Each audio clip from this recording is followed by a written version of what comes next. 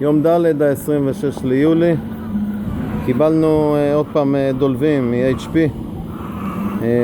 אומרים שבעולם אין פרגון, אז אפשר כבר לפרגן למי שאחראי שם על נושא האחסון והשינוע של הדבר וכל הזריקה של הפסולת.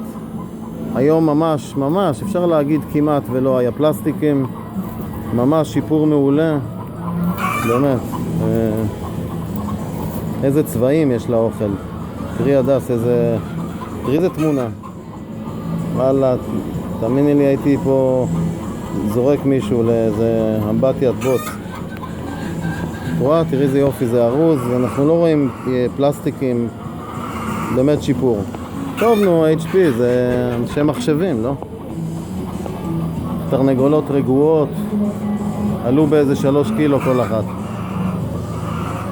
טוב, כמו שאומרים, יום עסל יום בסל.